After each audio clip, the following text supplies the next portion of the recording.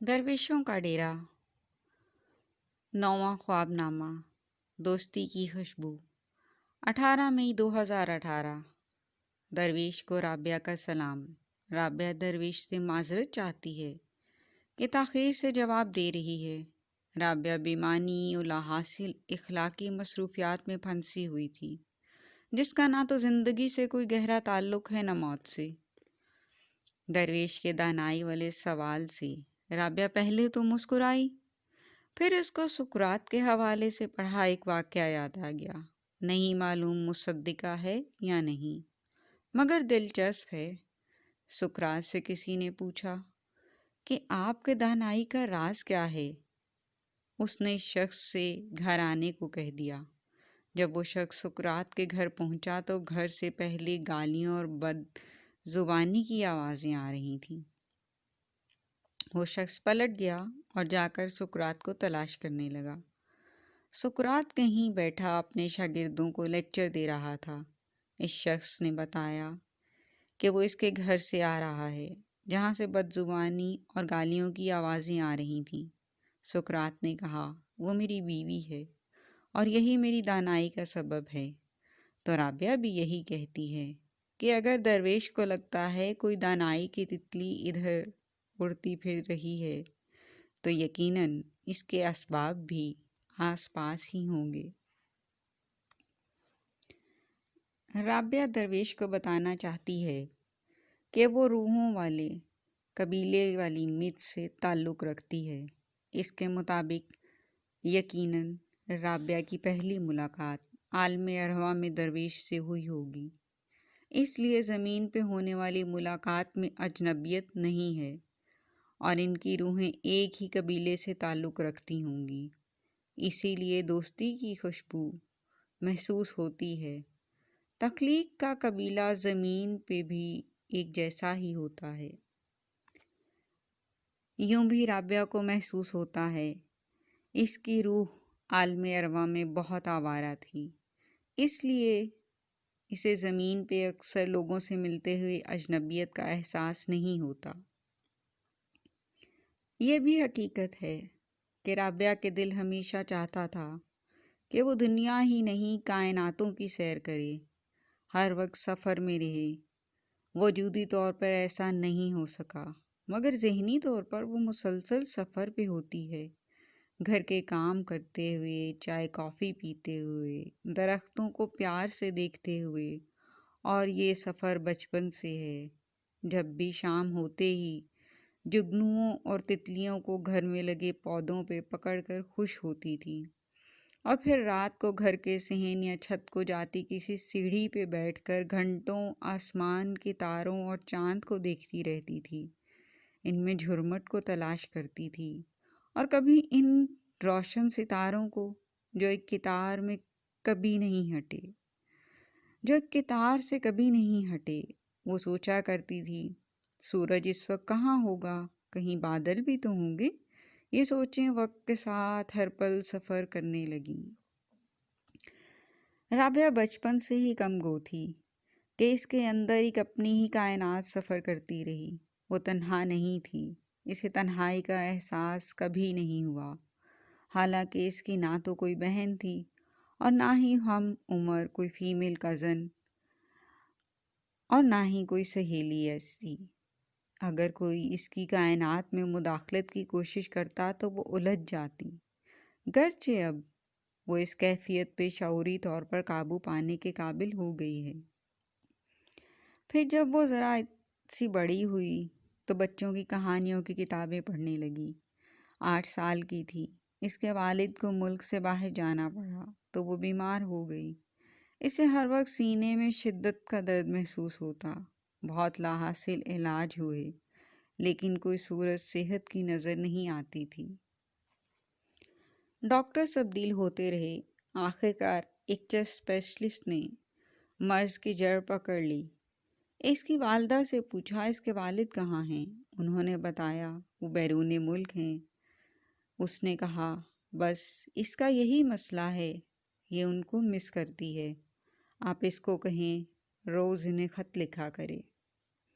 यूं राबिया रोज school homework करने के बाद बाबा को खत लिखती।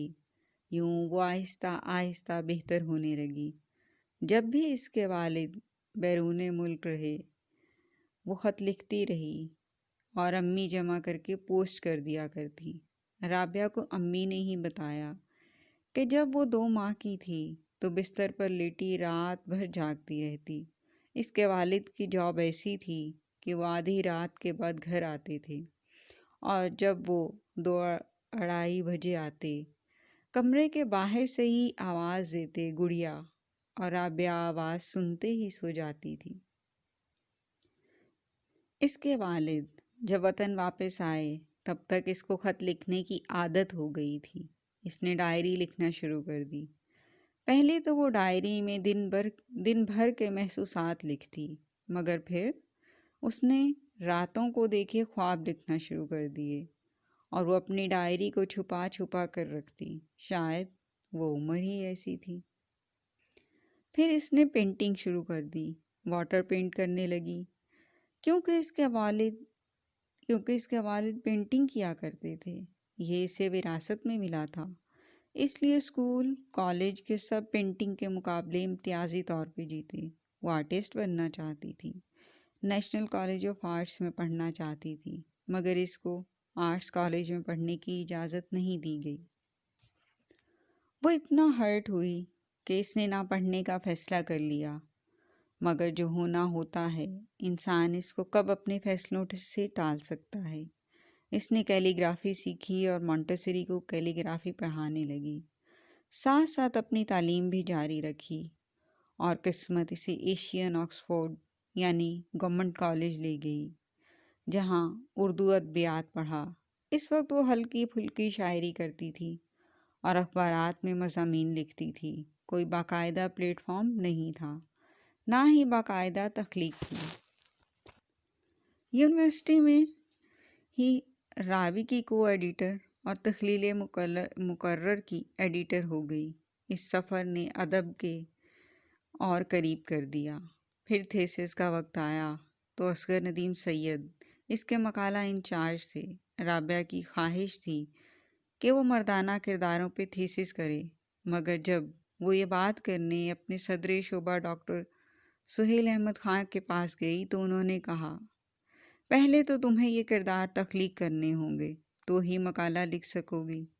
उसने भी अभी तक जो लिटरेचर पढ़ा था, इसमें सानवी नौयत के मर्दाना किरदार थे। बहरहाल इसने अहमद नदीम कासमी के अफसानों का नसाई तज्जिया किया। अभी कासमी साहब का इंतकाल हुआ ही था, फ़नून निकल रहा था। फ़नून की हाकमियत के झगड़े चल पड़े। ये इस वक्त सबसे बड़ी अदबी लॉबी थी। अब मकाला लिखना था तो इस लॉबी के सब अदीबों से मुलाकातों का सिलसिला शुरू हो गया। मंसूरा अहमद से तो दोस्ती हो गई। वो राबिया को पहले दिन से ही कह रही थी, गुड़िया मैं तुम में कहानीकार देख रही हूँ। मैं हर बार टाल जाती, आपा कहाँ कहानी कहाँ मैं। फिर अमजद साहब ने वो टूटी फूटी शायरी पढ़ी तो कहा, तुम में नसर की अहलियत है, अच्छी नसर लिख सकती हो, नसर लिखो। मकाला जारी था। एक रोज़ मंसूरा अहमद ने बहुत मान से कहा, बस मुझे इस हफ्ते कहानी चाहिए। यूँ राबिया ने पहली कहानी लिख कर भेजी जो कदरे मज़ाहिया थी। कहानी भी क्या थी, आंखों देखा एक वाक़या था जिसको ज़ेबे दास्तान किया था। मंसूरा अहमद ने इसका आखिरी जुमला बदल कर बाकी सारी की कहानी यूं ही शाया कर दी। राबिया के लिखे में जुदाई पे इख्तिताम था जो मंसूरा अहमद ने एक जुमले से वस्ल में बदल दिया और कहने लगी, गुड़िया शादी कर लेना, ये दुनिया बहुत बेरहम है।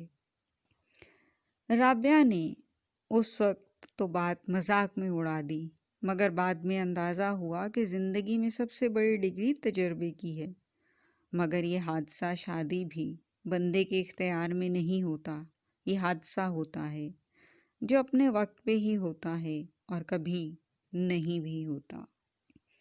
एमए हो गया رابعہ ایشین آکسفورڈ سے یورپین آکسفورڈ کے خواب دیکھ رہی تھی، مگر اس کے سب خواب انارکلی کے وجود کی طرح چنوا دیے گئے۔ تبھی سے وہ دن یاد آیا جب وہ یونیورسٹی کے سالانہ میوزک پروگرام کی کمپیئرنگ کرنے اسٹیج پہ آئی۔ اس نے چوڑی دار پاجامہ، سرخ کرتا اور دوپٹہ لیا ہوا تھا۔ جب وہ اسٹیج سے اتری تو اسے سب نے جیسی یونیورسٹی کی انارکلی کا خطاب دیا۔ اس لمحے سے اندازہ ہی نہیں تھا کہ اسے بھی کسی محل کی دیواروں میں چنوا دیا جائے گا۔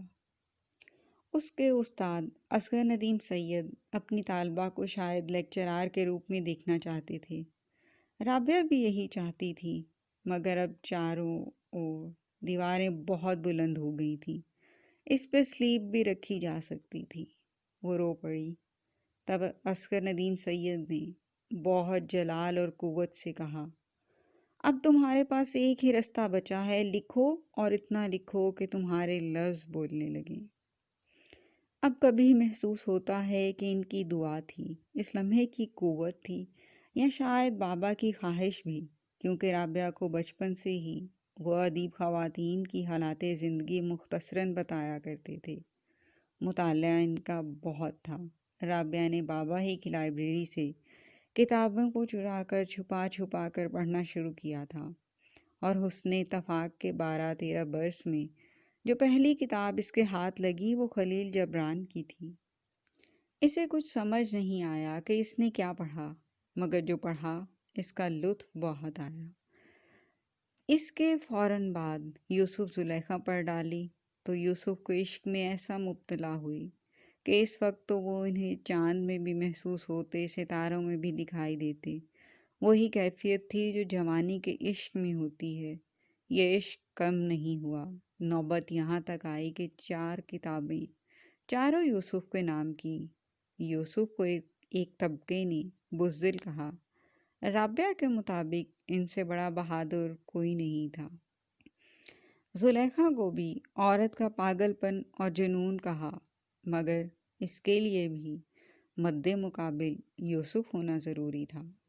تاریخ کے ان 2 کرداروں کی بنیاد پہ مرد و عورت کی نفسیات نہیں ہے، یہ نفس الگ تھے، ان کی نفسیات علیحدہ ہے۔